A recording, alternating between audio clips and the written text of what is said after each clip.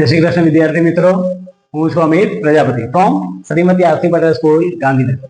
Last जे video मैं तमने आप्या ए मात्र ट्रेलर बताववा माटे हता, जेथी करीने तमे मारा पर विश्वास मूकी शको के खरेखर व्यवस्थित काम थवानुं छे। सौथी पहेला टॉपिकमां तमारे याद राखवानुं छे, टोपलीमां ज्यारे भण्या त्यारे तमे रेशमनो टुकड़ो काचना सळिया साथे घसी, रेशमनो सळियो प्लास्टिकना सळिया साथे घसी तो विद्युत भार एकत्रित थाय। माथाना ઉપર તમે કાચકો ઘસો પછી કાગળ આકર્ષાય, એટલે કે તમે વિદ્યુત ભારની ચર્ચા સ્કૂલમાં જોઈ હશે, બરાબર? સર આ ટોપિકમાંથી શું યાદ રાખવાનું,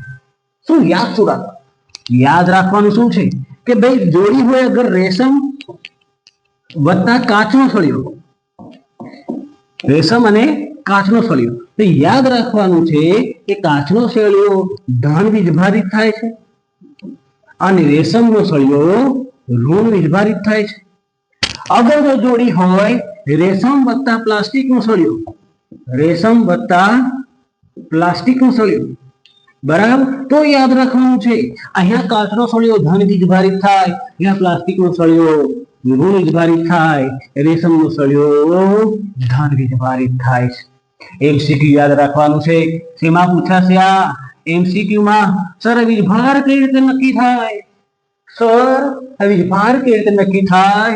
बेटा एनु तारे कई काम नथी, पण मने खबर छे तने नहीं खबर होय એટલા માટે કહી દઉં, एक गोल्ड लीफ माइक्रोस्कोप ની મદદથી નક્કી થાય।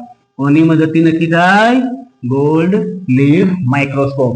तो તમે આજે આ યાદ રાખજો, रेशम ऋण काच धन, रेशम काच में काच धन, रेशम ऋण, रेशम प्लास्टिक प्लास्टिक ऋण, रेशम धन। હવે વિદ્યુત ભારનો પાયાનો એકમ કોણ છે?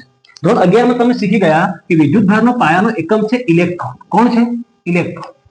એક પદાર્થ પરથી બીજા પદાર્થ પર શું ટ્રાન્સફર થાય? તો કે ઇલેક્ટ્રોન ટ્રાન્સફર થાય।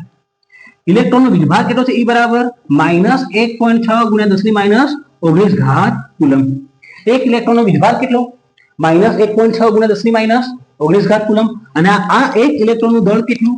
તો કે 9.1 × 10⁻31 ઘાત કિલોગ્રામ।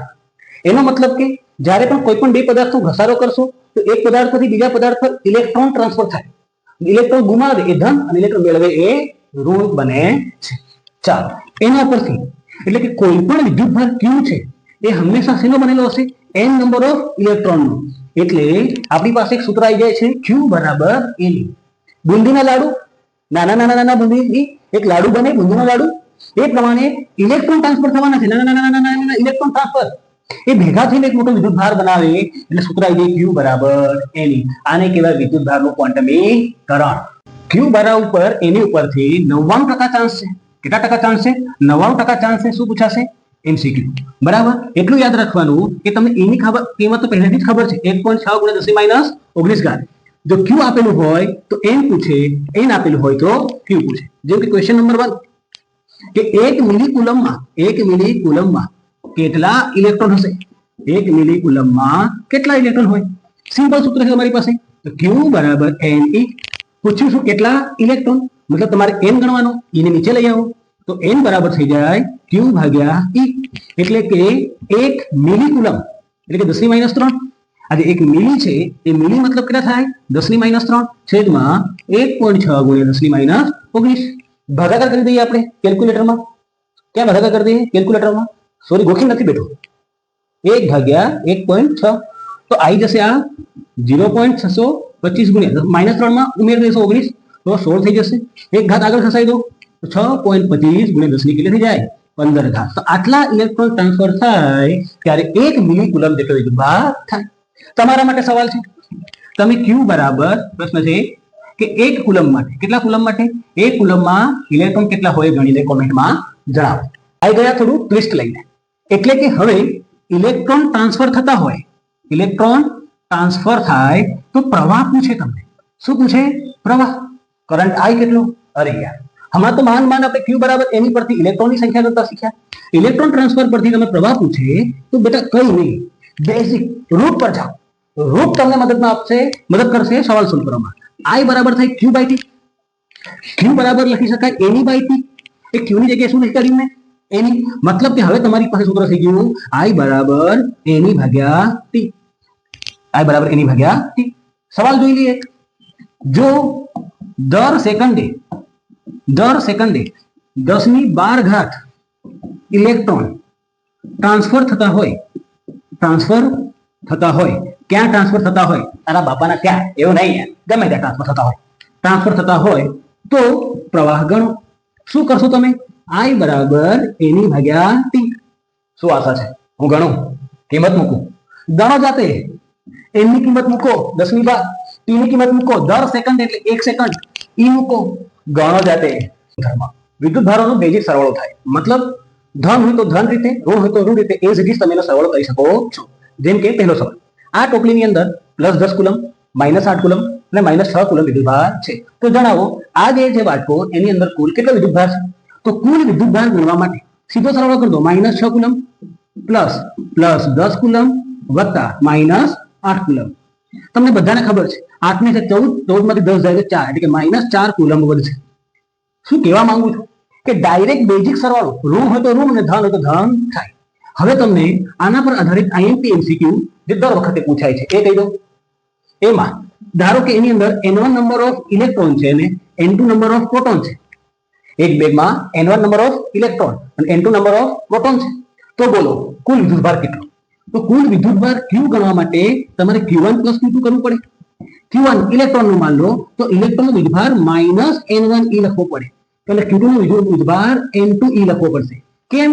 ઇલેક્ટ્રોન છે તો -e, પ્રોટોન છે તો +e, તમે e કોમન કાઢી લેશો તો વધશે શું?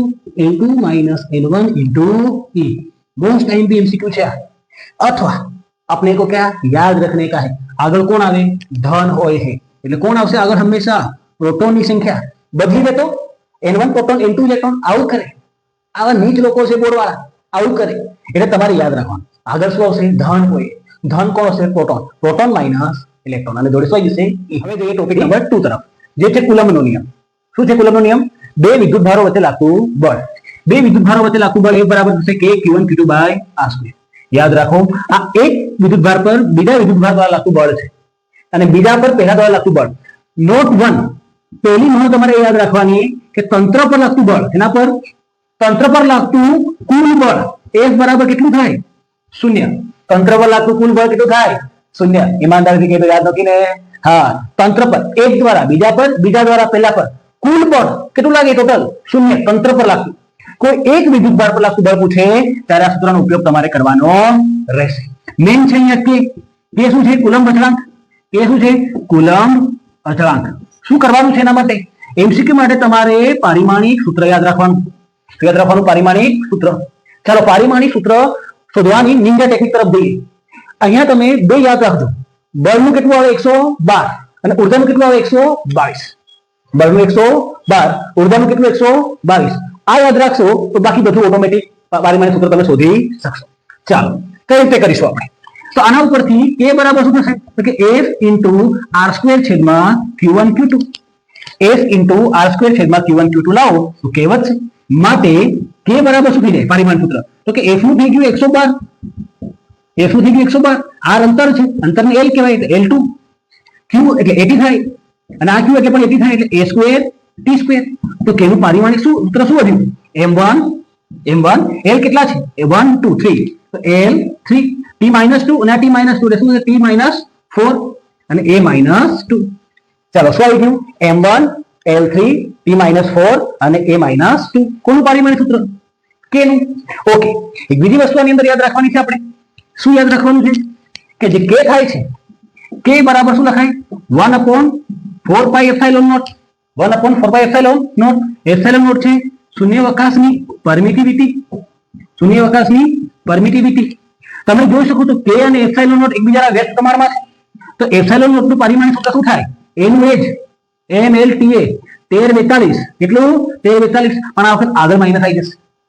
13 * 52. એટલે લખીશું 13 * 52. પણ 52 ની શું આવશે? 42 આવશે. શું આવશે? 42. કોનું? ε0. એની કિંમત કેટલી છે? 9 × 10⁹. 9 × 10⁹. તો શું યાદ રાખવાનું છે આમાં? ε0 અને K નું પારિમાણિક સૂત્ર. અને આ સૂત્રના આધારે માત્ર એક ગુણનો એમસીક્યુ પૂછાય. શું પૂછાય? એક ગુણનો એમસીક્યુ. ચાલો કુલમ્બના નિયમ આધારિત કોયડા પરથી એક એમસીક્યુ પૂછાય છે વારંવાર, એ જોઈ લઈએ. કોયડો 1.2 એમાં એફ ઇલેક્ટ્રિકલ અને એફ ગ્રેવિટેશન મતલબ વિદ્યુત બળ અને ગુરુત્વાકર્ષણ બળનો ગુણોત્તર પૂછ્યો છે. ઇલેક્ટ્રોન અને પ્રોટોનમાં યાદ રાખવાનું ઘાત કેટલી આવે છે 10 ની 39. ઇલેક્ટ્રોન અને પ્રોટોનની જોડીમાં ઘાત કેટલી આવે 10 ની 39. પ્રોટોન અને પ્રોટોનમાં જોડીમાં કેટલી આવે 10 ની 36 ઘાત. યાદ કેતે રાખો ઇલેક્ટ્રોન અને પ્રોટોનમાં ઇલેક્ટ્રોનનો વીજભાર 10 ની -19 આવે એટલે અહીંયા 39. યાદ કરવા માટે ખાલી ઇલેક્ટ્રોન પ્રોટોનમાં 39, પ્રોટોન પ્રોટોનમાં કેટલું 36. શું દર્શાવે છે કિંમત કે બે વિદ્યુત ભારો વચ્ચે લાગતું વિદ્યુત બળ એ ગુરુત્વાકર્ષણ બળ કરતા 10 ની 39 ઘાત ગણું વધારે છે. એટલે કે તેમના ઉપર ગુરુત્વાકર્ષણ બળની અસર એકદમ નહિવત હોય છે. બરાબર. હવે વધીએ આગલા ટોપિક પર. ટોપિક નંબર 3 વિદ્યુત ભાર વિતરણ. બરાબર. મોસ્ટ આઈએમપી ટોપિક છે. એમસીક્યુ ને લઈને નીટ જેડબલઈ અને બોર્ડમાં પણ પૂછાય છે. બે ગોળાઓ છે Q1 અને Q2 વીજભાર ધરાવતા. યાદ રાખો સમાન ત્રિજ્યા ધરાવતા હોય. કેવળ સમાન ત્રિજ્યા ધરાવતા બે ગોળાઓને જ્યારે સંપર્ક કરાવીને બંનેને ટચ કરાવી દે, બંનેને જોડે ટચ કરીને છૂટા પાડવામાં આવે ત્યારે દરેક પર વીજભાર કેટલો આવશે? પહેલા ગોળા પર આવતો વીજભાર Q1 બરાબર થશે Q1 + Q2/2 અને બીજા પર પણ એટલો જ આવશે. એટલે કે બંને ઉપર સમાન વીજભાર થઈ જશે. જ્યારે બે અલગ અલગ વીજભાર ધરાવતા પરંતુ સમાન ત્રિજ્યા ધરાવતા ગોળાઓને સંપર્કમાં લાવશો ત્યારે શું થશે? બંનેનો કુલ વિદ્યુતભારનો અડધો બંને ઉપર વિભાજિત થઈ જશે, બંને ઉપર વિતરિત થઈ જાય. તો એમસીક્યુ માં યાદ રાખીશું. એક ક્વેશ્ચન લઈએ. ચાલો ક્વેશ્ચન નંબર 1. એક ગોળા પર -10 કુલમ છે અને બીજા ગોળા ઉપર માન લો 40 કુલમ છે. એક પર કેટલો -10 કુલમ, બીજા પર કેટલો 40 કુલમ. બરાબર. બંનેને ટચ કરાવીને છૂટા પાડશો સંપર્ક કરાવીને તો દરેક પર કેટલો આવશે? તો સરવાળો કરી દઈએ. ટોટલ કેટલો છે? ટોટલ છે -10 + 40 એટલે કેટલો થઈ ગયો 30. તો હવે દરેક ઉપર કેટલો વધશે? 15 અને 15 કુલમ. ઓકે, સમજમાં આવી ગયું? એક અતિ અગત્યનો એમસીક્યુ આવે છે વિદ્યુતભાર વિતરણ ઉપર, એ જોઈએ. પ્રશ્ન સમજી લઈએ. સમાન ત્રિજ્યા ધરાવતા બે ગોળાઓ છે જેમના પર વીજભાર અનુક્રમે 10 કુલમ અને 8 કુલમ છે. કિંમત કોઈ પણ હોય, ડરને કા ના આય, હંમેશા રહે સાથ में. તેમના વચ્ચે લાગતું બળ કેટલું છે? F. એટલે કે બે કન્ડિશન છે. પહેલી કન્ડિશનમાં બળ F બરાબર K. Q1 કેટલું છે? 10. Q2 કેટલું છે? 8. અંતર માન લો R છે. આ આપેલું છે. સર શું કરો છો? જે કિંમત આપેલી છે એ એમની એમ લખું છું દેખીને. બે ગોળાઓ જેમના વીજભાર 10 અને કેટલા 8 કુલમ છે તેમની વચ્ચે લાગતું બળ કેટલું છે? F. બરાબર. બધું મૂકી દીધું. હવે શું કરે છે? બળ જો તેમને સંપર્ક કરાવે, ટચ કરાવે બે ગોળાને, વાત થઈ હતી, બે ગોળાને ટચ કરાવીને અલગ કરે તો બંને ઉપર નવો વીજભાર કેટલો આવી જાય? તો નવો વીજભાર કેટલો આવશે? 10 + 8 સરવાળો ભાગ્યા 2. 10 ને 18 ભાગ્યા 2 કેટલો આવી જશે બંને ઉપર? 9 કુલમ. બંનેનો વીજભાર આવી ગયો. છૂટા પાડીને બમણા અંતરે કે નવું અંતર જે છે R2 એ કેટલું છે? 2R. બમણું છે. એવું છે? બમણું. તો હવે સૂત્ર F' શું આવશે? F' બરાબર K. Q1 ની જગ્યાએ કેટલા મૂકું? 9 કુલમ. Q1 ની જગ્યાએ કેટલા મૂકું? 9 કુલમ. આની જગ્યાએ પણ કેટલા મૂકું? 9. અંતર મૂકીશ હું 2R નો સ્ક્વેર. કેટલાનો સ્ક્વેર? 2R નો સ્ક્વેર. આપણે આ F' ગણવાનો છે. શું કરીશું? આ છે સમીકરણ નંબર 1, આ છે સમીકરણ નંબર 2. બંનેનો શું કરવાનો? ભાગાકાર. થોડી જગ્યા કરી લઈએ. a ભાગ્યા સમીકરણ 1. ચાલો દીકરી. સમીકરણ 2 ભાગ્યા સમીકરણ 1 કરી. સમીકરણ 2 માં શું છે? F'. સમીકરણ 1 માં શું છે? F. અહીંયા શું છે? તો કે K 9 ભાગ્યા R સ્ક્વેર. એટલે 2R સ્ક્વેર થઈ જશે. 4R square. 2R સ્ક્વેર એટલે કે 4R સ્ક્વેર. અહીંયા શું છે? K 10 8 R square. જે ઉડતે ઉડાઈ દઈએ કે કટ થઈ જશે. R સ્ક્વેર કટ થઈ જશે. શું આવી ગયું? F' ભાગ્યા બરાબર F' ભાગ્યા બરાબર 9 કેટલા જશે? 81 છેદમાં આ કેટલા જશે? નીચે 4 ના કેટલા છે? 80. એટલે આવી ગયા 81 ના છેદમાં 832 320. ઓકે, પોઈન્ટમાં જવાબ તમે લઈ શકો છો. આવા દાખલો ખાસ પૂછાશે. સંપર્ક કરાવીને અડધા અંતરે, સંપર્ક કરાવીને બમણા અંતરે તો બળ કેટલા ગણું થઈ જાય? તો F' બરાબર આવી ગયું 81 F ભાગ્યા 320. યાદ રાખો, આ મોસ્ટ આઈએમપી એમસીક્યુ છે. એક નવો ટોપિક દેખી લઈએ. ડાઇલેક્ટ્રિક અચલાંક. જો કે ચેપ્ટર નંબર 2 માં દેખીશું, પરંતુ આનો ઉપયોગ કુલમના નિયમમાં પણ થાય છે એમસીક્યુ સોલ્વ કરવા માટે. માધ્યમની પરમિટિવિટી એપ્સિલોન m છેદમાં શૂન્યાવકાશની પરમિટિવિટી, એના ગુણોત્તરને શું કહેવાય? K. તમે કહી શકો છો આ છે કેપિટલ K. કુલમના અચળાંક વાળો K નથી. એનું પરિમાણીય સૂત્ર શું થાય? સર તો બધું 0 આવશે. m0 l0 t0 a0, કેમ કે ભાગાકાર છે. શું છે? ભાગાકાર. ડાઇલેક્ટ્રિક અચળાંક K બરાબર થાય માધ્યમની પરમિટિવિટી છેદમાં શૂન્યાવકાશની પરમિટિવિટી. સૂત્ર મૂકશો તો માધ્યમમાં લાગતું બળ છેદમાં શૂન્યાવકાશમાં લાગતું બળ એનું સૂત્ર તમારા હાથમાં શું આવી જશે? 1/K. એટલે કે માધ્યમમાં લાગતું બળ એ શૂન્યાવકાશમાં લાગતા બળ કરતા કેમાં ભાગનું હોય છે? કયા ભાગનું હોય છે? કેમાં ભાગનું.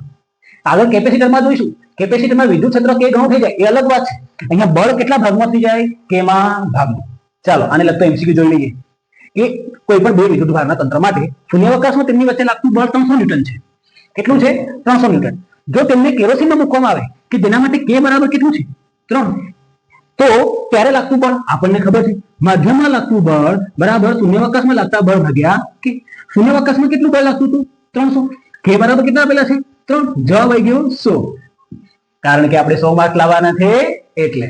મોસ્ટ આઈએમપી ટોપિક લઈને આવ્યો છું હવે, જે તમારે નીટ જેડબલ્યુ ગુજકેટ દરેક જગ્યાએ અગત્યનો છે. એમસીક્યુ આના ઉપરથી ભરપૂર માત્રામાં પૂછાય છે. કેપેસિટર વાળા કોન્સેપ્ટમાં પણ આપણને કામ લાગશે. શું છે?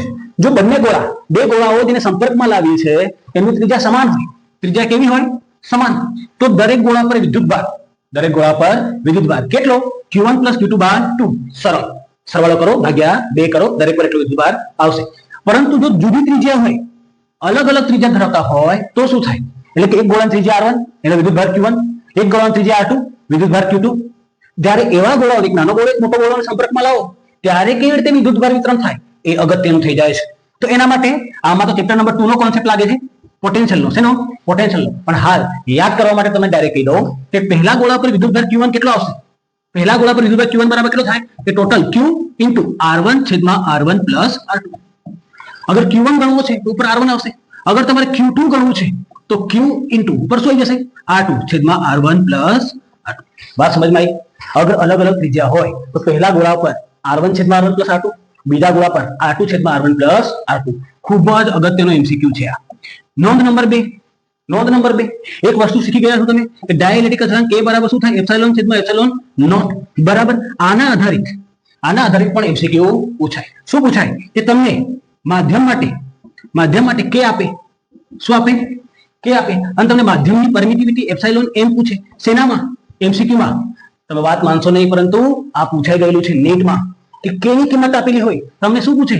માધ્યમની પરમિટિવિટી. તો શું થશે? ε/m બરાબર તો થશે K * ε0. K ની કિંમત મૂકો, ε0 ની કિંમત મૂકો, તમારી પાસે ε/m ની કિંમત આવી જશે. તો આ બે બાબતો ખાસ ધ્યાન રાખજો. બીજું કે પેલા સંપર્કવાળા દાખલામાં સંપર્ક કરાવીને કેરોસીનમાં ડુબાડે, નવું કરી નાખે, સંપર્ક કરાવે, છૂટા પાડે, ફરી કેરોસીનમાં ડુબાડે, તો K ને પણ ધ્યાનમાં લેવાનું. એટલે 3 બાબતો ધ્યાનમાં લેવાની. કઈ? એક, વિદ્યુતભારમાં શું થાય છે? બીજું, અંતરનું શું થાય છે? ત્રીજું, માધ્યમનું શું થાય છે? આ 3 બાબતો ધ્યાનમાં લેશો તો એમસીક્યુ બરાબર કવર થશે. આઈએમપી એમસીક્યુ મોટા ભાગે પૂછાતા હોય છે. સમમિતીય આકૃતિ હોય. કેવી? સમમિતીય. સમબાજુ ત્રિકોણ, ચોરસ, પંચકોણ, ષટકોણ એવા માટે. અહીંયા સમાન બાજુ ધરાવતો ત્રિકોણ છે. દરેકના ખૂણા ઉપર q વિદ્યુતભાર મૂકેલો છે. દરેકની લંબાઈ માન લો l છે. દરેક પર કેટલો વિદ્યુતભાર મૂકેલો છે? q. તો સેન્ટરમાં મૂકેલા નાના q વિદ્યુતભાર પર લાગતું બળ પૂછે આપણને, F નેટ. દેખો, આને આ બધું ખેંચશે, ધક્કો મારશે, આને આ બધું ધક્કો મારે, આને આ બધું ધક્કો મારશે. તમારે યાદ રાખવાનું, જ્યારે પણ સમમિતીય હોય અને બધા ખૂણા ઉપર વિદ્યુતભાર મૂકેલો હોય તો સેન્ટર પર લાગતું બળ ટોટલ કેટલું થશે? 0 થાય. સમમિતીય આકૃતિ હોય, દરેક ખૂણા પર વિદ્યુતભાર મૂકેલો હોય તો કેન્દ્ર પર મૂકેલા નાના વિદ્યુતભાર પર લાગતું બળ કેટલું હોય? 0. ડાયરેક્ટ લખો. પરંતુ ચેન્જ. શું ચેન્જ કરેલું હોય?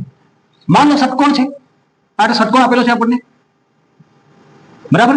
ષટકોણના ખૂણા ઉપર q વિદ્યુતભાર કેન્દ્ર પર q મૂકેલો છે. આના 5 ખૂણા ઉપર કેપિટલ Q મૂકેલો છે. કેટલા ખૂણા ઉપર? 5. પણ અહીંયા ક્યાંય કઈ મૂકેલો નથી. તો બધાય ગયો કરી દાખલો. આવા કેસમાં શું કરવાનું? જુઓ, આ બંને વિદ્યુતભાર એકબીજાની સામે છે, અંતર l માન લો. તો આનું બળ આ બાજુ લાગશે, આ બાજુ બળ લગાવશે, એકબીજાને કટ કરી નાખે. આ અને આની વાત કરીએ તો આ અને આ બાજુ ધક્કો મારશે, આ અને આ બાજુ ધક્કો મારે, એ પણ એકબીજાનું બળ કટ કરી નાખશે. કેમ કે સમાન અંતર અને સમાન વિદ્યુતભાર છે. વિદ્યુતભાર કેવું છે? સમાન. અંતર પણ કેવું આવશે? સમાન. ચાલો, આ q ની વાત કરું તો એ નીચે બાજુ બળ લગાડશે.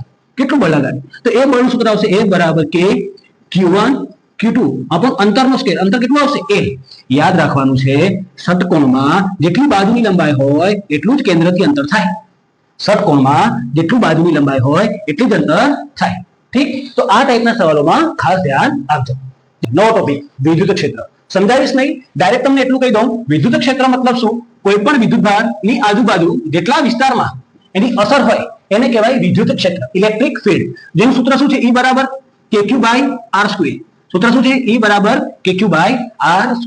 આ q થી r અંતરે આવેલું બિંદુ P છે, એ બિંદુ P આગળ તમારે અગર વિદ્યુત ક્ષેત્ર ગણવું છે સૂત્ર શું આવશે? kq/r². સૂત્ર હું તારાવી શકું છું, પરંતુ આપણે શોર્ટ વિડિયો સિરીઝ છે.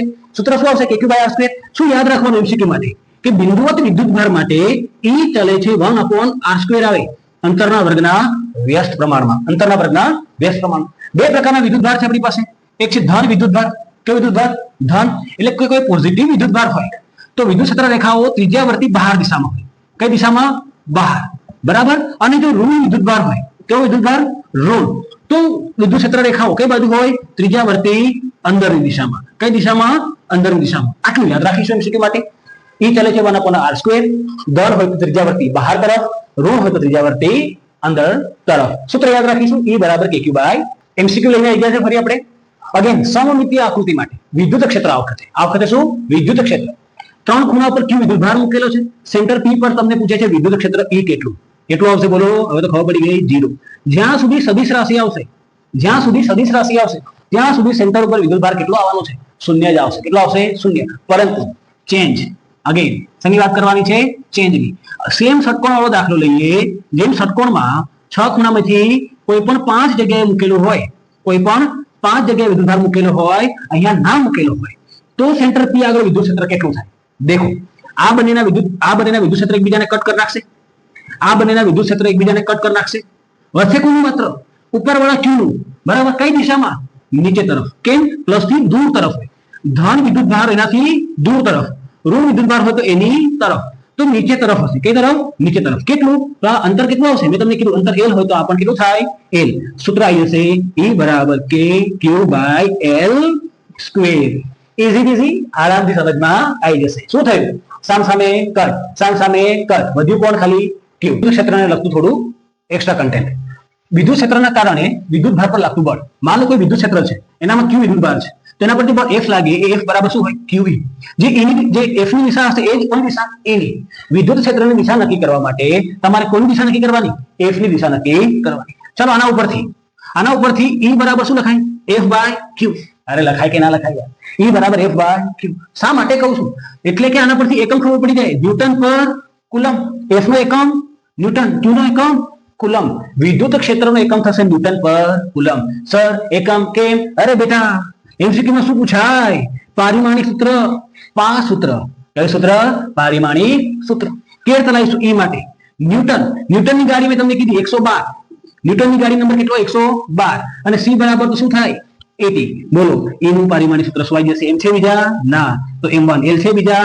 ના. T ઉપર જશે તો T -3 અને A -1. તો વિદ્યુત ક્ષેત્રનું પારિમાણિક સૂત્ર કેટલું આવી ગયું? 1131. કેટલું? 1131. યાર સર અમને પેલું યાદ કરાવો ને. પેલું હતું 1342. છેલ્લા બે માઇનસ.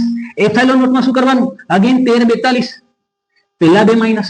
આ પ્રમાણે તમારે વિદ્યુત ક્ષેત્રનું પારિમાણિક સૂત્ર પણ યાદ કરવાનું છે. આપણી પાસે જે સૂત્ર આવ્યું બળ F બરાબર QE, તો ન્યૂટનના ગતિના નિયમો યાદ આવે. બળ પરથી શું યાદ આવે? ન્યૂટનના ગતિના નિયમો. એના આધારિત આપણી પાસે એક દાખલો છે. ઉદાહરણ 1.8 બાળકો ખાસ કરજો. IMP છે બોર્ડ માટે. એના માટે IMP છે બોર્ડ્સ માટે. બરાબર. ઇલેક્ટ્રોન પતન કરે છે, આ તે કઈ ભી કરતું હોય એ કઈ રીતે કરવાનું એ તમને કહી દઉં. દેખો, સૌથી પહેલા બળ F બરાબર શું થાય? QE. ન્યૂટન શું કહે છે? F બરાબર શું લખાય? ma બરાબર શું થઈ જાય? QE. આના ઉપરથી પ્રવેગ A બરાબર શું આવી ગયું? QE ભાગ્યા m. શું આવી ગયું? પ્રવેગ. શું આવી ગયું? પ્રવેગ પરથી હવે આપણી પાસે સૂત્ર છે કયા? V બરાબર અંતર શોધવાનું છે, તો D બરાબર V0t + 1/2 AT². પહેલા શું કર્યું?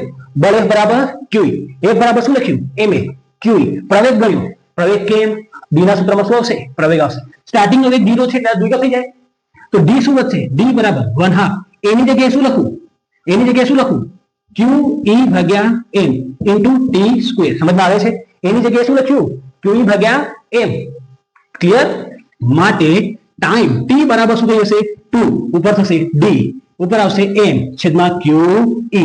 એટલે કે t બરાબર √2md છેદમાં QE. યાદ રાખી દેશું. dm કરો. મને શું કરો? dm. m ની જગ્યાએ આપણે શું કરી દઈએ? dm. તમારે કોઈનો બી ટાઈમ લેવો હોય તો dm કરવું પડે. Direct message. શું કરવું પડે? dm. તો t બરાબર શું થશે? વર્ગમૂળમાં 2dm છેદમાં QE. યાદ રાખજો ખાસ સૂત્ર. ગયા વિડીયોમાં આપણે જોયું કે કોઈ પણ વિદ્યુતભાર વિદ્યુત ક્ષેત્રમાં, ક્યાં? વિદ્યુત ક્ષેત્રમાં શું કરતો હોય? મુક્ત પતન. તો એના માટે ટાઈમ કેટલો આવે? કોઈનો પણ ટાઈમ જોઈએ, શું કરવું પડે? dm. કેટલી વાર? 2 વાર. છેદમાં શું આવશે? QE. શું લખ્યા દઈએ? વર્ગમૂળ. તો t બરાબર 2dm છેદમાં QE. યાદ રાખવા માટે dm કરો. ટાઈમ લઈને શું કરો? dm. ડાયરેક્ટ મેસેજ છેદમાં QE. મતલબ કે તમારે આ સૂત્ર ડાયરેક્ટ યાદ કરીને કોયડો 1.8 ગણ નાખો તો પણ ચાલશે. ઉદાહરણ 1.8 ગણ નાખો તો પણ ચાલશે. ઉપયોગ ક્યાં થાય? કેસ 1 જે અંદર દાખલામાં છે તમને એવું કહે કે ઇલેક્ટ્રોન અને પ્રોટોન, બરાબર, ઇલેક્ટ્રોન અને પ્રોટોનના મુક્ત પતનના સમયની સરખામણી કરો. તો આ બંને માટે ક્યુ સમાન, બંને માટે ક્યુ કેવું છે? સમાન, પરંતુ દળ અલગ છે. બંનેનું કેવું? દળ અલગ છે. માસ ઓફ ઇલેક્ટ્રોન અને માસ ઓફ પ્રોટોનમાં કોનું દળ વધારે? પ્રોટોનનું. અગર સૂત્ર જોઈએ તો ટી અને એમ, ટી અને એમ ની વાત કરીએ તો આપણી પાસે આવે છે ટી ચલે છે વર્ગમૂળમાં એમ, એટલે કે ટાઈમ એ દળના સમપ્રમાણમાં છે, એટલે કે વર્ગમૂળના સમપ્રમાણમાં છે. એટલે કે જેનું દળ વધારે, જેનું દળ વધારે એનું નીચે પડવામાં સમય વધારે લાગશે. અચંબિત થયા કે નહીં? જેનું દળ વધારે એને સમય પણ કેવો લાગશે? વધારે લાગશે. એટલે કે time of electron is less than time of proton. આપણને એવું લાગે પ્રોટોન દળમાં વધુ છે, જલ્દી પડી જશે. ના, પ્રોટોનને વધારે સમય લાગે. કોના કરતા? ઇલેક્ટ્રોન કરતા. કેસ 2 નવું લાવી દે આ લોકો મતલબ કોણ? અરે ગુજકેટ વાળા, અરે જેડબલી વાળા, અરે નીટ વાળા. કયા વાલા? ગુજકેટ વાળા, જેડબલી વાળા, નીટ વાળા. શું કે મને તો આલ્ફા કણ માટે ગણવું છે અને પ્રોટોન માટે ગણવું છે. તો પ્રોટોનનું દળ અગર એમ માનો તો આલ્ફા ગણનું દળ કેટલું થાય? 4m. અગર તમે પ્રોટોનનું દળ કેટલું માનશો? અરે પ્રોટોનનું દળ એમ માનો તો આલ્ફા ગણનું 4m. અગર પ્રોટોનનો વીજભાર e તો આલ્ફા ગણનો વીજભાર કેટલો? 2e. તો આ થઈ ગયું દળ, આ થઈ ગયો વીજભાર. કરો કમ્પેરિઝન. હવે ટી ચલે છે, હવે શું લેવાનું? એમ પણ લેવાનું અને ક્યુ પણ. તો ટી ચલે છે √m ભાગ્યા ક્યુ કરજો. આના ઉપરથી કેલ્ક્યુલેટ કરજો કે કોનું વધારે આવશે અને કોનું ઓછું. ચાલો કરી દઈએ, બરાબર, બંનેની કમ્પેરિઝન કરી દઈએ. ઉપર લખીએ ટી આલ્ફા, નીચે લખું ટી પ્રોટોન. ચાલો ટી આલ્ફા માટે અંડરરૂટમાં શું મૂકું બોલો? અંડરરૂટમાં શું મૂકું બોલો? એમ કેટલા મૂકું? તો કે સર 4m. અને ક્યુ કેટલા મૂકું? 2e. અને પ્રોટોન માટે શું મૂકું બોલો? પ્રોટોન માટે શું મૂકી દઉં? પ્રોટોન માટે શું મૂકી દઉં? તો કે m અને e. શું કટ થઈ જશે? તો m e કટ 4/2. એટલે કે ટાઈમ ઓફ આલ્ફા છેદમાં ટાઈમ ઓફ પ્રોટોન બરાબર શું આવી ગયું? √2. ક્યારે? વિદ્યુત ક્ષેત્ર અને આ બંનેનું પતન સમાન થાય છે એવું આપેલું હોય તો. નેક્સ્ટ ટોપિકમાં આવી જઈએ, જે છે ડાયપોલ. ડાય મતલબ બે, પોલ મતલબ ધ્રુવ, એટલે કે દ્વિધ્રુવીની ચર્ચા કરવાની. દ્વિધ્રુવ મતલબ એક ઘન ધ્રુવ, એક ઋણ ધ્રુવ. બે સમાન મૂલ્યના પરંતુ વિરુદ્ધ વીજભાર ધરાવતા વિદ્યુત ભારોને કેટલા અંતરે મૂક્યા છે? 2a. આને શું કહેવાય? ડાયપોલ.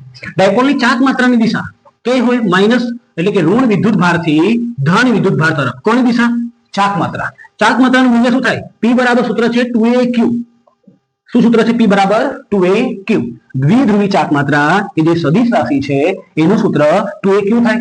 2a શું છે? અંતર. બંને વચ્ચેનું શું છે? અંતર. q શું છે? વીજભાર. q શું છે? વીજભાર. તો p નું એકમ શું થઈ જશે?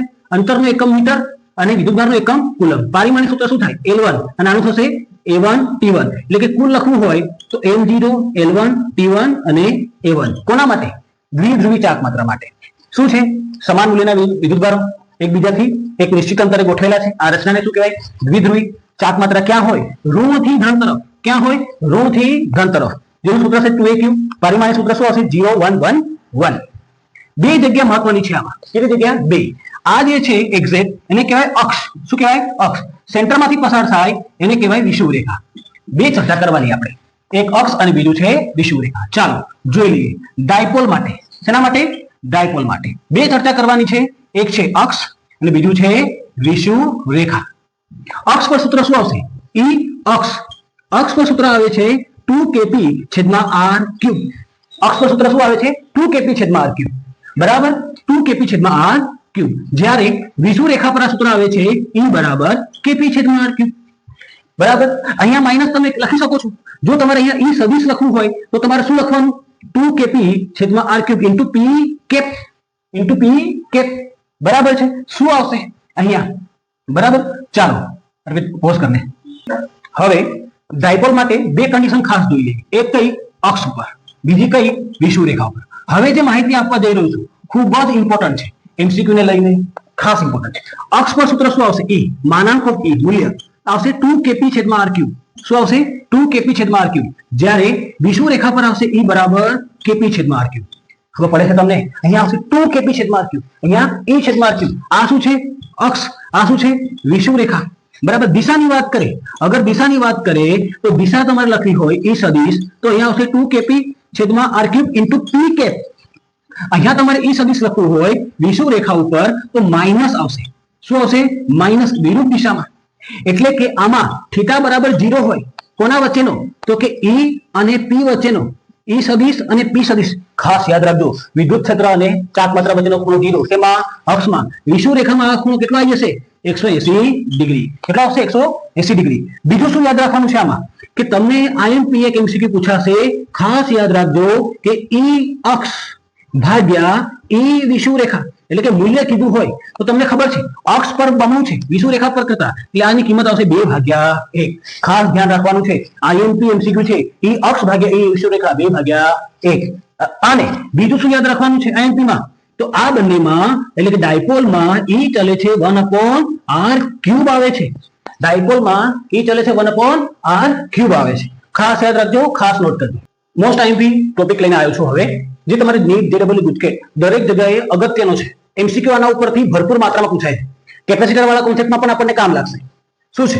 જો બંને ગોળા, બે ગોળાઓ જેને સંપર્કમાં લાવીએ છે એમની ત્રિજ્યા સમાન હોય, ત્રિજ્યા કેવી હોય? સમાન. તો દરેક ગોળા પર વિદ્યુતભાર, દરેક ગોળા પર વિદ્યુતભાર કેટલો? q1 + q2/2. સરળ સરવાળો કરો, ભાગ્યા 2 કરો, દરેક પર એટલો વિદ્યુતભાર આવશે. પરંતુ જો જુદી ત્રિજ્યા હોય, અલગ અલગ ત્રિજ્યા ધરાવતા હોય તો શું થાય? એટલે કે એક ગોળાની ત્રિજ્યા r1 એનો વિદ્યુતભાર q1, એક ગોળાની ત્રિજ્યા r2 વિદ્યુતભાર q2. જ્યારે એવા ગોળાઓ, એક નાનો ગોળો એક મોટો ગોળાના સંપર્કમાં લાવો ત્યારે કેવી રીતે વિદ્યુતભાર વિતરણ થાય એ અગત્યનું થઈ જાય છે. તો એના માટે આમાં તો ચેપ્ટર નંબર 2 નો કોન્સેપ્ટ લાગે છે, પોટેન્શિયલ નો. શેનો? પોટેન્શિયલ નો. પણ હાલ યાદ કરવા માટે તમે ડાયરેક્ટ કહી દો કે પહેલા ગોળા પર વિદ્યુતભાર q1 કેટલો આવશે? પહેલા ગોળા પર વિદ્યુતભાર q1 બરાબર કેટલો થાય? કે ટોટલ q * r1/r1 + r2. અગર q1 ગણવો છે તો ઉપર r1 આવશે. અગર તમારે q2 ગણવું છે તો q ઉપર શું આવી જશે? r2/r1 + r2. વાત સમજમાં આવી? અગર અલગ અલગ ત્રિજ્યા હોય તો પહેલા ગોળા પર r1/r1 + r2, બીજા ગોળા પર r2/r1 + r2. ખૂબ જ અગત્યનો એમસીક્યુ છે આ. નોંધ નંબર 2, નોંધ નંબર 2, એક વસ્તુ શીખી ગયા છો તમે કે ડાઇલેક્ટ્રિક અચળાંક K બરાબર શું થાય? ε/ε0. બરાબર. આના આધારિત પણ એમસીક્યુ પૂછાય. શું પૂછાય? કે તમને માધ્યમ માટે K આપે. શું આપે? K આપે. અને તમને માધ્યમની પરમિટિવિટી ε/m પૂછે. શેનામાં? એમસીક્યુમાં. તમે વાત માનશો નહીં, પરંતુ આ પૂછાઈ ગયેલું છે નીટમાં કે K ની કિંમત આપેલી હોય, તમને શું પૂછે? માધ્યમની પરમિટિવિટી. તો શું થશે? ε/m બરાબર તો થશે K * ε0. K ની કિંમત મૂકો, ε0 ની કિંમત મૂકો, તમારી પાસે ε/m ની કિંમત આવી જશે. તો આ બે બાબતો ખાસ ધ્યાન રાખજો. બીજું કે પેલા સંપર્કવાળા દાખલામાં સંપર્ક કરાવીને કેરોસીનમાં ડુબાડે, નવું કરી નાખે, સંપર્ક કરાવે, છૂટા પાડે, ફરી કેરોસીનમાં ડુબાડે, તો કેને પણ ધ્યાનમાં લેવાનું. એટલે ત્રણ બાબતો ધ્યાનમાં લેવાની. કઈ? એક, વિદ્યુતભારમાં શું થાય છે?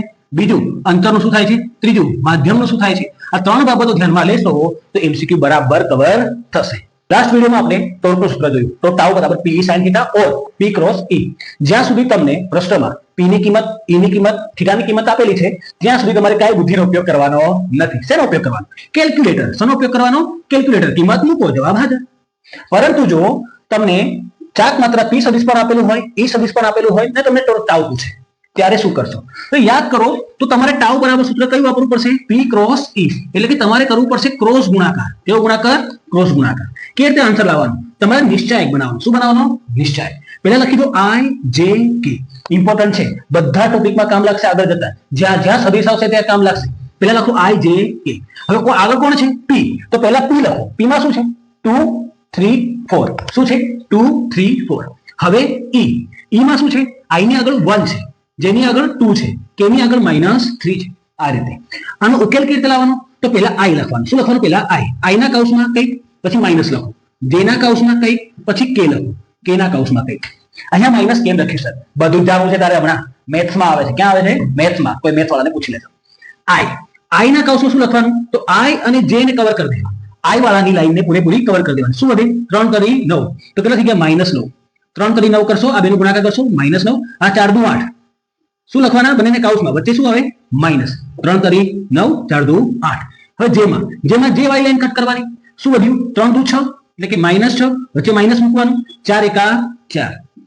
J હતું તો J ને લગતી લાઈનો કટ કરી.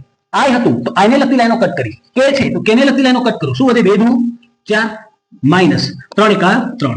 શું આવશે? દેખો, I ના કૌંસમાં આ -9 અને આ -8, માઇનસ J ના કૌંસમાં -6 અને આ -4.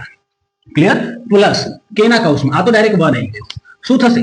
-9 -8 એટલે કે -17 IK માઇનસ જેના કૌંસમાં -6 -4 -10 પ્લસ કે કારણ કે એક જ છે તો આ થઈ જશે -17 i minus minus plus 10 j plus કે કોના બરાબર આવી ગયું ટાઉ સદિશ બરાબર મૂલ્ય ગણવું હોય તો મૂલ્ય ગણવા માટે સરળ કામ છે ટાઉ નું મૂલ્ય ગણવું હોય તો શું કરવાનું અંડર રૂટ કોનો વર્ગ x નો વર્ગ વત્તા y નો વર્ગ વત્તા z નો વર્ગ આ રીતે કરશો તો મૂલ્ય પણ મળી જશે ક્લિયર ખૂબ જ ઇમ્પોર્ટન્ટ છે આઈએમપી છે દરેક ટોપિકમાં તમે આ નિશ્ચયક પદ્ધતિનો ઉપયોગ કરી શકો છો આ વખતે i ની લાઈન કટ કરવાની જે વખતે j ની લાઈન કટ કરવાની કે વખતે k ની લાઈન કટ કરવાની અને બંનેનો ક્રોસ ગુણાકાર ચાલો આ ચેપ્ટરના લાસ્ટ ટોપિક તરફ વધીએ જે છે ફ્લક્સ ફ્લક્સ મતલબ શું વહેણ માન લો પંખો ચાલતો હોય હેર ડ્રાયર થી હવા આવે એ હવા મને એટલી ફીલ થાય એ જે ફીલ છે એને શું કહેવાય ફ્લક્સ ગમે તેનું ફ્લક્સ હોઈ શકે હવાનું ફ્લક્સ પાણીનું ફ્લક્સ અહીંયા આપણે વિદ્યુત ફ્લક્સ જોવાના છે શેનું ફ્લક્સ જોવાના છે વિદ્યુત ફ્લક્સ પછી આગળ જતા ચોથા ચેપ્ટરમાં શું જોઈશું ચુંબકીય ફ્લક્સ શું છે સૂત્ર એનું દર્શાવે છે એના વડે ને ફાઈ વડે સૂત્ર શું છે જો પૃષ્ઠ લંબ હોય પૃષ્ઠ કેવું હોય લંબ એટલે કે આ શું છે પૃષ્ઠ અને આ છે વિદ્યુત ક્ષેત્ર એક્ઝેક્ટ 90 અંશનો ખૂણો હોય તો એના માટે સૂત્ર શું છે ફાઈ બરાબર છે E into A flux phi બરાબર E into A વિદ્યુત ક્ષેત્ર ગુણ્યા ક્ષેત્રફળ જો પૃષ્ઠ કેવું હોય ટેઢું હોય તો એનો ક્ષેત્રફળ સદિશ ક્યાં જશે આ દિશામાં એ સદિશ અને વિદ્યુત ક્ષેત્ર ક્યાં છે આ દિશામાં કેટલા ખૂણે થીટા ખૂણે E બરાબર તો એના બે ભાગ પડે ઉપર કયો આવશે A sin થીટા અને નીચે કયો આવે A cos થીટા એટલે કે આના માટે ફ્લક્સ ફાઈ બરાબર શું થાય તો E into A cos theta ખબર પડી કે નહીં કઈ રીતે આવ્યું આપણે તો સેમ ડાયરેક્શનમાં હોય તો ફ્લક્સ અનુભવાશે ધારો કે અહીંયા પાણી આ રીતે આવે તો આના પર ફીલ થાય પણ તમે આ રીતે મૂકી દો એટલે પછી પાણી આવે તો આના પર સરકી જાય આને ફીલ થાય નહીં એટલા માટે જે એરિયા વેક્ટર છે ક્ષેત્રફળ સદિશ એ કેવો હોવો જોઈએ સમાન દિશામાં માટે ફાઈ બરાબર શું થશે અહીંયા E ડોટ A શું છે આ ડોટ ગુણાકાર શું છે ડોટ ગુણાકાર એટલે કે અદિશ ગુણાકાર કેવો ગુણાકાર અદિશ એટલે કે ફ્લક્સ કેવી રાશિ છે અદિશ રાશિ છે કોઈ પૂછે તો બતા દેના ઉસકો ફ્લક્સ કેવી રાશિ છે અદિશ રાશિ છે શું જોવાનું હવે એકમ શું જોવાનું ખાસ એકમ શું છે E નું ન્યૂટન પર કુલમ ક્ષેત્રફળનો શું છે મીટર સ્ક્વેર જેવો એકમ હાથમાં આવે આપણે શું શોધી લઈએ છીએ પારિમાણિક સૂત્ર શું આવશે ન્યૂટનની ગાડી નંબર 112 ન્યૂટનની ગાડી નંબર કેટલો 112 મીટર લંબાઈ શું થશે L2 કુલમ શું થાય AT કમ્બાઈન કરી દઈએ એમ છે બીજું કોઈ ના તો M1 L1 અને L2 કેટલા થઈ ગયા L3 T ઉપર જશે તો T -3 A ઉપર જાય તો A -1 તો આ ગયું ફ્લક્સનું પારિમાણિક સૂત્ર અગર તમારામાં યાદ રાખવાની કેપેસિટી હોય તો ડાયરેક્ટ યાદ કરજો બાકી એકમ પરથી પારિમાણિક સૂત્ર શોધી શકાય સમાન ડાયરેક્શનમાં હોય ક્ષેત્રફળ સદિશ અને E તો ફાઈ બરાબર E અને સમાન સદિશમાં ના હોય મતલબ બંને અલગ અલગ વેક્ટર હોય તો ફાઈ બરાબર શું લખવાનું E ડોટ A લાસ્ટ ટોપિકમાં આપણે ફ્લક્સ જોયું ફ્લક્સને લગતા એમસીક્યુ તમે જોઈ લીધા ક્યાં ટ્રેલર 1 અને ટ્રેલર 2 બંનેમાં તમે ફ્લક્સને લગતો એમસીક્યુ જોઈ લીધો હવે ફ્લક્સને લગતો અગત્યનો નિયમ છે ગોસનો નિયમ એ જોઈએ કોઈ પણ નિયમ આપે તો કોઈને કઈ સોલ્યુશન માટે માનો તમારી પાસે ખાસા બધા વિદ્યુતભારો છે Q1 Q2 Q3 Q4 Q5 હું તો કહું Q6 આ બધાને કારણે પોઈન્ટ P આગળ વિદ્યુત ક્ષેત્ર ગણવું હોય શું કરવું પડે Q1 ના કારણે ગણવું પડે Q2 ના કારણે Q3 ના કારણે Q4 ના કારણે Q5 ના કારણે સમજી શકો તમે n નંબર ઓફ સ્થિતિ થઈ જાય E બરાબર શું થાય E1 પ્લસ E2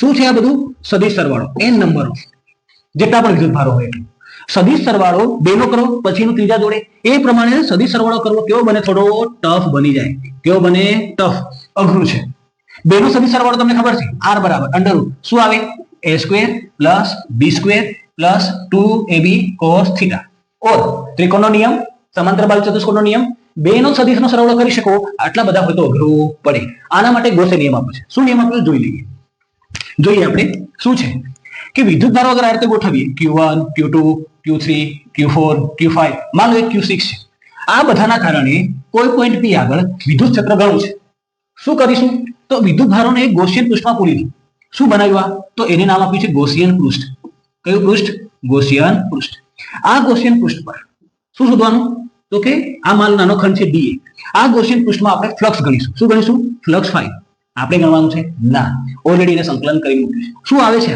આ ફ્લક્સનું સંકલન ઈ ડોટ ડીએ, આના કારણે જે ફ્લક્સનું સંકલન આવે છે આ ગૌસિયન પૃષ્ઠ પર ઈ ડોટ ડીએ કોના બરાબર આવે છે તો કે sigma Q upon epsilon nought. ક્યાં બાત હે. કેમ આનો ઉપયોગ કર્યો છે ફ્લક્સનો? મેં તમને આગળ કીધું, આગળ હતું શું? સદિશ. ફ્લક્સ કેવી રાશિ છે? અદિશ. ફ્લક્સ કેવી રાશિ છે? અદિશ. એટલા માટે ગૌસે આનો ઉપયોગ કર્યો છે. ઇન્ટિગ્રેશન ઈ ડોટ ડીએ કોના બરાબર થાય? Sigma Q upon epsilon nought. ખાસ યાદ રાખવાનું છે ઈ જે છે એ બધા જ વિદ્યુતભારોના કારણે, ઈ બધા એટલે 1 2 3 4 5 6 બધાના કારણે, પણ સિગ્મા ક્યુ માં કયા લેવાના? સિગ્મા ક્યુ માં માત્ર ગૌસિયન પૃષ્ઠની અંદર આવતા વિદ્યુતભાર જ લેવાના.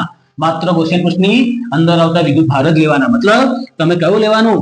Q1 Q2 Q3 Q4 Q5 Q6 ને અહીંયા ગણવાનું નહીં. ઠીક? તો આ છે ગૌસનો નિયમ. આનો ઉપયોગ કરીને સતત વિદ્યુતભાર વિતરણ માટે જરૂરી પ્રશ્નો આપણે આગળ જોઈશું. ખાસ યાદ રાખજો. લાસ્ટ ટાઈમ ગૌસનો નિયમ જોયો. એ નિયમનો ઉપયોગ કરીને સતત વિદ્યુતભાર વિતરણ ત્રણ પ્રકારના હોય: રેખીય, પૃષ્ઠ અને કણ. ત્રણેય વિતરણ માટે આપણે એમસીક્યુ અને એને એપ્લિકેશન જોઈશું. પરંતુ રેખીય વિદ્યુતભાર વિતરણ એ મોસ્ટ આઈએમપી છે. શેના માટે? થિયરી માટે. મોસ્ટ આઈએમપી છે શેના માટે? થિયરી માટે. પૃષ્ઠ વિદ્યુતભાર વિતરણ ગોળાકાર કવચ એ પણ મોસ્ટ આઈએમપી છે. શેના માટે? થિયરી માટે. એટલે તમારે થિયરી માટે તો આ બંને તૈયાર કરવાની છે. કદ વિતરણ આપણા સિલેબસમાં નથી, છતાંય હું લઈશ. સૌથી પહેલા આપણે શું જોઈશું? રેખીય વિદ્યુતભાર વિતરણ. શું જોઈએ? રેખીય વિદ્યુતભાર વિતરણ. મતલબ શું? માન લો કોઈ સળિયો છે જેના પર સતત વિદ્યુતભાર વિતરણ છે, પ્લસ પ્લસ પ્લસ પ્લસ ધન વિદ્યુતભાર, માન લઈએ અનંત લંબાઈનો સળિયો છે, એટલે કે ખૂબ લાંબો છે. એના કારણે આર અંતરે આવેલા બિંદુ પી આગળ વિદ્યુત ક્ષેત્ર ઈ ગણવાનું છે. તો ગૌસના નિયમનો ઉપયોગ કરીને ઈ બરાબર સૂત્ર શું આવે છે તો કે 2k લેમ્ડા અપોન આર. સૂત્ર શું આવે છે? 2k lambda upon R. 2k lambda upon R. શું છે લેમ્ડા? લેમ્ડા છે રેખીય વિદ્યુતભાર ઘનતા. શું છે? રેખીય વિદ્યુતભાર ઘનતા. એટલે લેમ્ડા બરાબર થાય શું? લેમ્ડા બરાબર શું થાય? કુલ વિદ્યુતભાર છેદમાં કુલ લંબાઈ. શું થાય? કુલ વિદ્યુતભાર છેદમાં કુલ લંબાઈ. ક્યુ શું છે? વિદ્યુતભાર એટલે કુલમ, અને એલ શું છે? લંબાઈ એટલે એકમ. તો એકમ શું થઈ ગયું? કુલમ પર મીટર. શું વિચારો છો? પારિમાણિક સૂત્ર પણ હું બનાવું, હવે જાતે કરી લેજો. એટી અને અહીંયા m1. સૂત્ર યાદ રાખો ખાસ. શું સૂત્ર છે? 2k lambda upon r. આમાં ખાસ બાબત આ યાદ આવી. આમાં શું? આમાં ઈ ચલે છે 1 અપોન r છે. ઈ ચલે છે 1 અપોન r. મોસ્ટ આઈએમપી શેના માટે? એમસીક્યુ માટે. મોસ્ટ આઈએમપી શું? ઈ ચલે છે 1 બાય r થાય છે. અહીંયા ઈ ચલે છે 1 બાય r. તમે કે ને કે ની કિંમત 1 અપોન 4 પાઈ એપ્સિલોન 0 આ મૂકીને પણ સૂત્ર બનાવી શકો છો.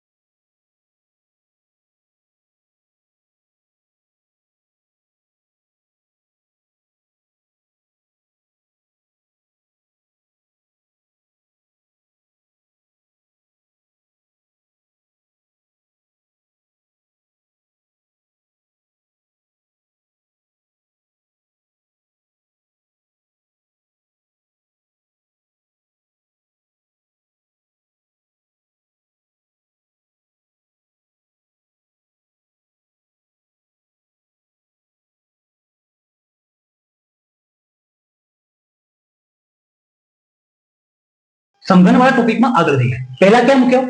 કેન્દ્રમાં. પછી ક્યાં મૂક્યો? સપાટી પર. હવે ક્યાં મૂકીએ? ધાર ઉપર. વિદ્યુતભાર ક્યાં મૂકેલો હોય? ધાર ઉપર.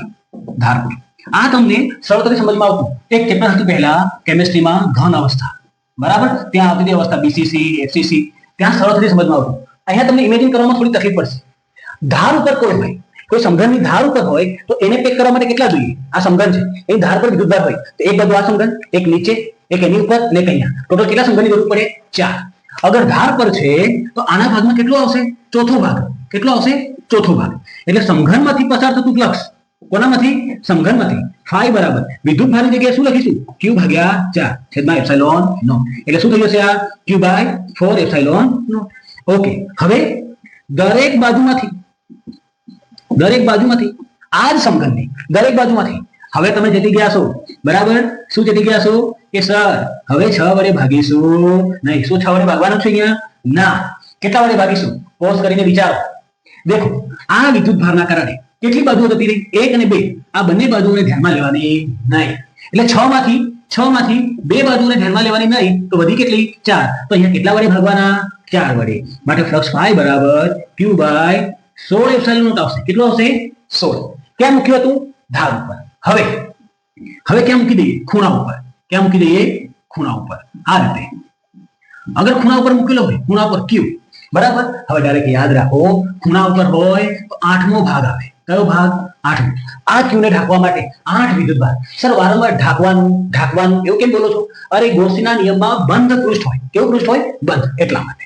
ચાલો, અગર આમાં સમઘનની વાત કરું તો સમઘનના ભાગમાં કેટલું આવે?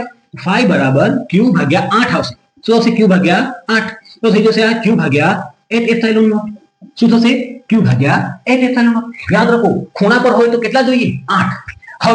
હવે દરેક બાજુમાંથી બોલો કેટલા વડે ભાગવાને? બોલો 6 તો આવશે નહીં. આના કારણે કેટલી બાજુ સંકળાય? 1 2 ને બાજુમાં 3. તો 6 માંથી 3 ગાયબ તો કેટલી વધી? 3. તો કેટલા વડે ભાગી દઈએ?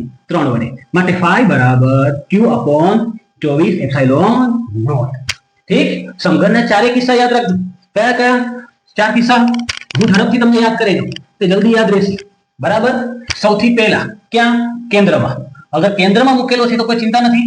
ફાઈ બરાબર q upon એપ્સિલોન નોટ, બરાબર? સમઘનમાંથી અને બાજુમાંથી શું આવશે? 6 વડે ભાગી દો, બરાબર? બીજું ક્યાં મૂક્યું? બાજુ ઉપર. જ્યારે બાજુ ઉપર મૂકો ત્યારે સમઘન માંથી કેટલું આવે? ફાઈ બરાબર q upon 2 એપ્સિલોન નોટ. અને ભાગાકારમાં કેટલા વડે કરવાના હતા? 5 વડે. તો કેટલા આવશે? 10 એપ્સિલોન નોટ. ત્રીજું ક્યાં મૂક્યું? ધાર ઉપર. ક્યાં મૂક્યું? ધાર ઉપર. ધાર ઉપર મૂકો તો ફાઈ બરાબર શું આવ્યું? q upon 4 epsilon nought. અને કેટલા વડે ભાગવાના હતા? અને 6 વડે નહીં પણ કેટલા વડે? 4 વડે. તો કેટલા હતા? 16 એપ્સિલોન નોટ. ઓકે, ત્રીજું અને છેલ્લે આપણે ક્યાં મૂક્યું? ખૂણા ઉપર. તો શું આવશે? q by 8 epsilon nought. કેટલા વડે ભાગવાનું? 3 વડે. તો સંપૂર્ણ ટોપિક તમને વ્યવસ્થિત સમજાવવામાં આવ્યો છે. વારંવાર રિવિઝન કરીને યાદ કરજો. છતાંય તમને કઈ તકલીફ હોય, આ ચેપ્ટર પૂર્ણ થયું છે, સ્વાધ્યાયનો દાખલો, કોઈ થિયરી ના આવડતી હોય તો તમે કોમેન્ટમાં લખીને જણાવી શકો છો. જય શ્રી કૃષ્ણ વિદ્યાર્થી મિત્રો. હવે આપણે સંપૂર્ણ ચેપ્ટર દેખી ચૂક્યા છે. હવે સ્વાધ્યાય તરફ આગળ વધીએ. એમાં કયા પ્રશ્નો એમસીક્યુ લાયક છે, કયા પ્રશ્નો 2 ગુણને લાયક છે, કયા પ્રશ્નો 3 ગુણને લાયક છે. પ્રશ્ન નંબર 1.1 એમસીક્યુ માં પૂછાય, 1.2 એમસીક્યુ માં પૂછાય, 1.3 એમસીક્યુ માટે આઈએમપી છે કારણ કે પારિમાણિક સૂત્ર આધારિત છે, બરાબર? એટલા માટે 1.6 સારો ક્વેશ્ચન છે, 2 કાં તો 3 ગુણમાં પૂછાય છે, બરાબર? તો એ ડિસ્કસ કરી લઈએ. કિંમત મૂકીને જવાબ તમારે લાવવાનો છે, બાકી બધું હું કહીશ. શું છે પ્રશ્ન? 4 બિંદુવત વિદ્યુતભારો છે QA, QB, QC, QD. એ 10 સેન્ટીમીટર બાજુવાળા ચોરસ પર મૂકેલા છે. શેના પર મૂકેલા છે? એક ચોરસ બનાવી દીધું. અહીંયા લખી દીધું A, અહીંયા B, અહીંયા C અને અહીંયા D. આને કહી દે QA, આને કહી દે QB, આને કહી દે QC, આને કહી દે QD. કિંમત લખી લો. આની છે -5 માઇક્રોકુલમ, બરાબર છે? આની છે 2 માઇક્રોકુલમ, ઠીક? આની છે 2 માઇક્રોકુલમ, ઓકે? આની છે -5 માઇક્રોકુલમ. અને કેન્દ્ર ઉપર એક્ઝેક્ટ સેન્ટરમાં 1 માઇક્રોકુલમનો વિદ્યુતભાર મૂકેલો છે. કેટલા માઇક્રોકુલમ? 1, જે છે Q, બરાબર? એના ઉપર લાગતું બળ ગણવાનું છે. અને આપણને આ જે લંબાઈ છે એ 10 સેન્ટીમીટર આપી છે. કેટલી? 10 સેન્ટીમીટર. એનો ટીચર હું તમને સૌથી પહેલી સલાહ આપીશ કે જે સેન્ટર છે એનું દરેક જગ્યાએથી તમારે અંતર તો ગણવું પડશે. એટલે સૌથી પહેલા હું અંતર ગણી નાખું. એ અંતર આ કેટલું થાય? કઈ રીતે આવશે આ અંતર? તો આ અંતર લાવવા માટે આપણે પાયથાગોરસના પ્રમેયનો ઉપયોગ કરીએ, બરાબર? આ અંતર r હોય તો આપણા r હોય. આપણને ખૂણો ખબર છે આ 90 છે. તો કઈ રીતે થશે બોલો? r² + r², બે બાજુનો વર્ગનો સરવાળો એક કર્ણના વર્ગ બરાબર હોય. એટલે કે 2r² બરાબર કેટલા થઈ ગયા? 100. તો આર સ્ક્વેર બરાબર કેટલા આવશે 50. મારે આર સ્ક્વેર નો ઉપયોગ આવશે એટલા માટે હું આર સ્ક્વેર જ રાખું છું. ક્લિયર? ચાલો હવે દિશા દેખી. આ -5 માઇક્રોકુલમ ઉપર તરફ ખેંચશે, આ -5 માઇક્રોકુલમ આ તરફ ખેંચશે, બરાબર? એટલે કે આને કીધું હું ફોર્સ લગાડેલું એ દ્વારા, આ ફોર્સ લગાડેલું સી દ્વારા. અંતર બી સેમ છે, બંને બાજુથી અંતર પણ સેમ છે, એટલે આ બંને ફોર્સ એકબીજાને નલિફાઈ કરી દેશે. આ ડી છે, ડી ના કારણે આ પ્લસ છે, કઈ બાજુ લગાડશે? આ તરફ, એટલે કે એફ ડી, અને એફ બી એ કે લગાડશે આ બાજુ, બરાબર? એ પણ સમાન છે એટલે એકબીજાને શું કરશે? નલિફાઈ કરશે. બધાના મૂલ્યો ગણવા જશો તકલીફ પડશે. આપણને ખબર છે અહીંયા એફ એ કોના બરાબર થાય છે? મૂલ્ય કોના બરાબર? F C. બંનેના મૂલ્ય સમાન છે, પરંતુ કેવી દિશા? વિરુદ્ધ દિશા, બરાબર? સેમ એવું જ એફ ડી અને એફ બી માટે અંતર ઓફ એફ ડી અને અંતર ઓફ મૂલ્ય ઓફ એફ સી કયું ડી અને બી એ પણ કેવું છે? સમાન. અને કેવા છે? વિરુદ્ધ દિશામાં. એટલે શું થશે?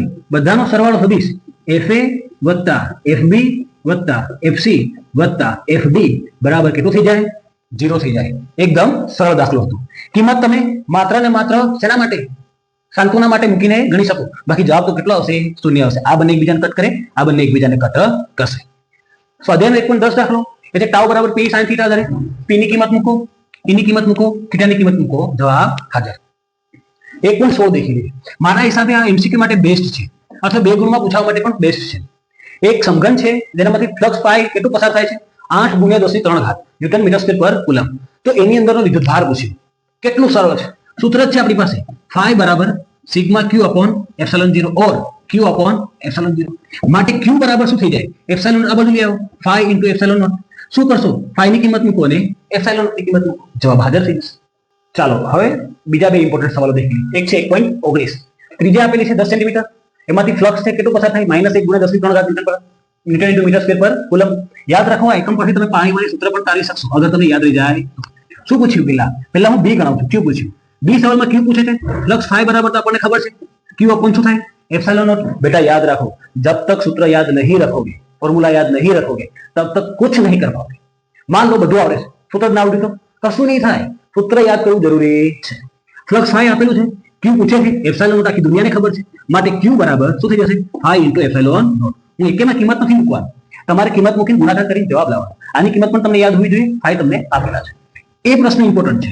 એવું કે છે ગોળો કેટલા ત્રિજ્યાનો હતો? 8, બરાબર? અને ક્યુ મૂકેલું છે. હવે જો બમણી ત્રિજ્યા કરવામાં આવે 2r, તો શું ફ્લક્સ કેટલું થાય? ધ્યાનથી જોજો બેટા. આમાંથી ફ્લક્સ માં ત્રિજ્યા આ 4 રેખાઓ પસાર થઈ રહી છે. કેટલી? આ 1 2 3 4 5. શું આગળ જતા આ જ 5 રેખાઓ આગળ જઈને પસાર નહીં થાય? આ જ રેખાઓ આગળ જઈને પસાર થશે. મતલબ બહાર વાળામાંથી કેટલી રેખાઓ પસાર થઈ? 5. અંદર વાળામાંથી કેટલી થઈ? 5. એટલે કે બમણી ત્રિજ્યા બમણી કરતા ફ્લક્સ કેવું રહે? સેમ, બદલાશે નહીં. ખાસ યાદ રાખો, એમસીક્યુ માં પણ કામ લાગશે, બરાબર? તમને ફેરવી નાખશે. ત્રિજ્યા બમણી 3 ગણી 4 ગણી કરતા ફ્લક્સમાં કોઈ ફેરફાર થતો નથી. ચાલો સ્વાધ્યાય સવાલ નંબર 21 પર આવી ગઈ, બરાબર? શું છે? ત્રિજ્યા આપેલી છે r બરાબર 2.4 મીટર.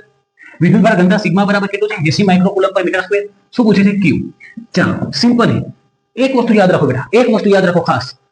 જો જેની કિંમત આપેલી હોય તેનું સૂત્ર મૂકો, અથવા જે પૂછ્યું છે એનું સૂત્ર લખો. બે માંથી એક કામ કરશો, દાખલા બધા સોલ્વ. જેની કિંમત આપેલી હોય એનું સૂત્ર મૂકો, ઓર જે પૂછ્યું છે એનું સૂત્ર મૂકો. શું પૂછ્યું? ક્યુ. સિગ્મા આપેલું છે, સિગ્માનું સૂત્ર શું થાય? ક્યુ ભાગ્યા એ. અગર ગોળો છે તો ગોળાનું ક્ષેત્રફળ ખબર છે આપણને, 4πr². તો ક્યુ બરાબર શું થઈ જાય? Sigma into 4πr². સર હવે શું કરશો? ગણિત નહીં બેટા, સિગ્મા મુક્તિ વખતે ખાસ યાદ રાખજે કે 80 × 10⁻6 લખવાનું ના ભૂલતો. -6 લખવાનું ના ભૂલતો. કેમ? માઇક્રો છે. 4 મુક, પાઈ મુક, r તો મીટરમાં જ છે. તો તારે જવાબ આવી જશે ક્યુ નો. એકવાર ક્યુ આવી ગયું પછી તો સરળ જ છે. ફ્લક્સ ફાઈ બરાબર શું થાય? ક્યુ બાય એપ્સિલોન નોટ. બંનેની કિંમત મૂકો અને જવાબ લાવો. તો આ જેટલા પણ કિંમતો આપણે નથી શોધી, પરંતુ મેં તમને શીખવાડી દીધી છે. તમારે બધા ગણીને કોમેન્ટમાં એનો આન્સર આપવાનો છે કે કેટલો આવ્યો. આ ચેપ્ટરના અતિ ઇમ્પોર્ટન્ટ દાખલા તરફ જઈએ, જે છે 2.23. શું છે? બે પ્લેટો આપેલી છે, વિરુદ્ધ વીજભાર છે. એના 3 પોઈન્ટ, પ્લેટ 1 ની બાજુમાં, બંને પ્લેટની વચ્ચે અને આ પ્લેટની આ સાઈડ. શું વિદ્યુત ક્ષેત્ર કેટલું હશે એ પૂછ્યું છે. સિગ્મા આપેલું છે. આપણે શું પૂછ્યું છે? વિદ્યુત ક્ષેત્ર કેટલું હશે. ધ્યાન આપો બેટા, વિદ્યુત ક્ષેત્ર એ સદિશ રાશિ છે. કેવી રાશિ છે? સદિશ રાશિ. દિશા જાણવી જરૂરી છે. સમાન દિશામાં સરવાળો, વિરુદ્ધ દિશામાં બાદબાકી. સમાન દિશામાં સરવાળો, વિરુદ્ધ દિશામાં બાદબાકી. ચાલો પહેલા ચાલુ કરીએ પોઈન્ટ P1 તરફ. પોઈન્ટ P1 ની અગર વાત કરું તો પોઈન્ટ P1 માં આ પ્લસના કારણે આ બાજુ આવશે. આને પ્લેટ નંબર 1 કહી દઉં, પ્લેટ નંબર A કહી દઉં, આ પ્લેટ નંબર B કહી દઉં. તો E કઈ બાજુ હશે? બહાર તરફ. અને બી ના કારણે માઇનસ એટલે આ તરફ ઈ બી આ તરફ, મતલબ કેવી દિશા? વિરુદ્ધ દિશા. તો શું થાય? બાદબાકી. શું થાય? બાદબાકી. કારણ વિરુદ્ધ દિશા મળે છે, બરાબર. એટલે કે ઈ એટ P1 પોઈન્ટ શું થશે? ઈ પ્લેટ એ ના કારણે માઇનસ પ્લેટ બી ના કારણે, સિગ્મા અપોન 2 એપ્સિલોન નોટ. અહીંયા પણ સિગ્મા અપોન 2 એપ્સિલોન નોટ, કે જવાબ કેટલો આવી જશે? 0 આવી જશે. પોઈન્ટ આગળ P1 આગળ. ઓકે, આગળ વધી. બીજું E at point P2. Point P2 plus છે, પ્લસ છે, પ્લસ છે, એના કારણે કે તરફ? દૂર તરફ. ઈ એ. બી છે માઇનસ છે, તો એ પણ પોતાની તરફ ખેંચે, તો ઈ બી બંને એક તરફ આવી. તો શું થાય? સમાન દિશા. કેવી દિશા આવી? સમાન. સમાન દિશામાં શું થાય? સરવાળો. શું થશે બેટા? સરવાળો. તો ઈ એટ P2 બરાબર શું થાય? E A plus E B. પ્લેટના કારણે સરવાળો ખબર છે, sigma upon 2 epsilon nought. Sigma upon 2 epsilon nought. તો આ થઈ જશે 2 times sigma upon 2 epsilon nought. જવાબ આવશે સિગ્મા અપોન એપ્સિલોન નોટ. જવાબ તમારે કોમેન્ટમાં લખવાનો છે. સેમ પોઈન્ટ નંબર 3 પર માઇનસ શું કરશે? આ બાજુ ખેંચશે ઈ બી. આ પ્લસ શું કરશે? આ બાજુ બહાર તરફ, પ્લસ થી દૂર તરફ, માઇનસ તરફ. તો આમાં પણ કેવી દિશા આવી? વિરુદ્ધ દિશા. વિરુદ્ધ દિશા તો શું થાય? બાદબાકી. એટલે કે E8.3 પણ જવાબ કેટલો આવશે? 0. E8.3 પણ જવાબ કેટલો આવશે? 0. તમારા માટે સવાલ શું છે મારા તરફથી? ખાસ ધ્યાન આપજો. જો બંને પ્લેટો ધન હોત, બંને પ્લેટો કેવી હોત? પ્લસ સિગ્મા, અને કિંમત તો આ જ છે, તો પોઈન્ટ P1, પોઈન્ટ P2 અને પોઈન્ટ 3P3 આગળ શું ગણો? વિદ્યુત ક્ષેત્ર ગણો. એક બીજો સવાલ છે તમારા માટે. હું હવે પ્લેટના જગ્યાએ શું મૂકું છું? અનંત લંબાઈનું સળિયું, જેની છે લેમડા. આમાં પણ પોઈન્ટ P1, P2 અને P3 આગળ શું ગણશો? પોઈન્ટ P કેટલું અંતર આપેલું છે? આ 10. આ અંતર કેટલું છે? 10. લેમડાની કિંમત છે 10. ઓકે, તો પોઈન્ટ P1, P2, P3 આગળ શું ગણશો? વિદ્યુત ક્ષેત્ર E ગણો. અને આમાં બંને પ્લેટો સેમ હોય તો પણ શું ગણો? વિદ્યુત ક્ષેત્ર. જલ્દી કોમેન્ટમાં જણાવો, અને કોન્સેપ્ટ ના સમજમાં આવ્યો હોય તો પણ કોમેન્ટમાં તમે જાણ કરી શકો છો, ફરીથી ભણાવીશું. જય શ્રી